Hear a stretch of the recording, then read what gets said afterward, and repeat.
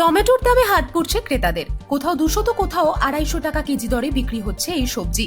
McDonald's এর পর এবার সাবওয়ে। বিখ্যাত এই খাবারের সংস্থা তাদের বিভিন্ন আইটেমে টমেটোর ব্যবহার বন্ধ করেছে। নয়াদিল্লি, উত্তরপ্রদেশ এবং চেন্নাই সহ প্রধান শহরগুলির অন্তত কয়েকটি সাবওয়ে আউটলেটে অন্তত এই চিত্রই ধরা পড়েছে।